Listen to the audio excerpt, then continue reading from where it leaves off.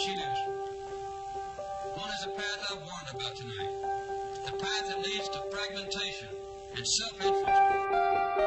Just how much power the government has over our lives. They bailed out all of the major banks and these big investors, but left the people starving. Most recent study puts the total cost of the war at $2 trillion for the U.S. Well, I say to them tonight, there is not a liberal America and a conservative America. There is the United States of America. There's also a good chunk who think the other party is actually a threat to the nation's well-being.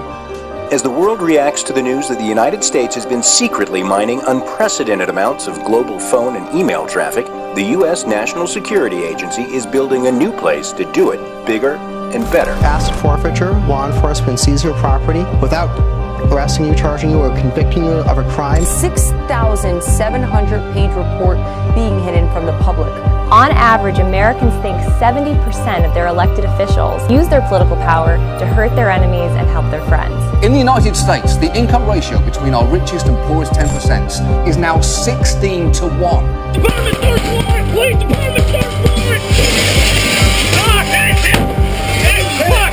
When I was elected in 2008, I said we need to close Guantanamo. Deaths of almost 200,000 Iraqis. It basically makes the GMO seed industry exempt from the court system. The last 40 years, the prison population in the U.S. has risen by 700%. A new all-out offensive. And just really brainwash people. But we have to pass the bill so that you can find out what is in it. Leaves no doubt that the Iraqi regime continues to possess and conceal some of the most lethal weapons ever devised.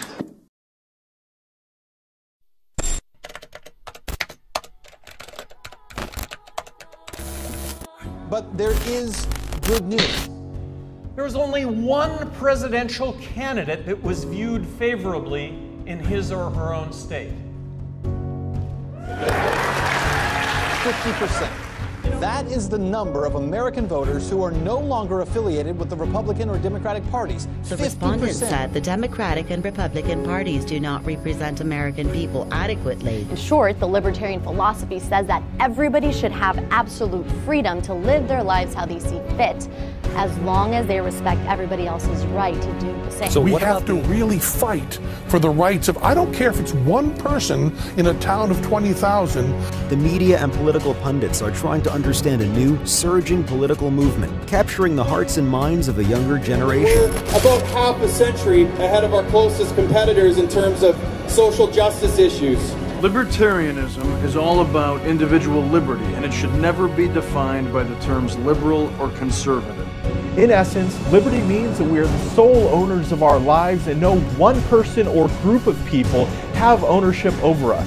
People should be free to decide for themselves. Fortunately, the American people are waking up. They're looking for an alternative, and that's what libertarianism offers. The idea of free minds and free markets, that you can control more parts of your life. If you leave people alone to make their own decisions, liberty and civil society and economic growth flourish. In fact, when it comes to party identification, we're learning that less people are identifying or registering with the Democratic or Republican parties, yet at the same time, more people are registering with the Libertarian Party.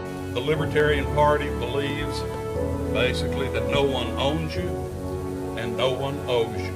So long as the ember burns inside the heart of one man, brave enough to stand up and say, that's wrong and this is right, we're winning.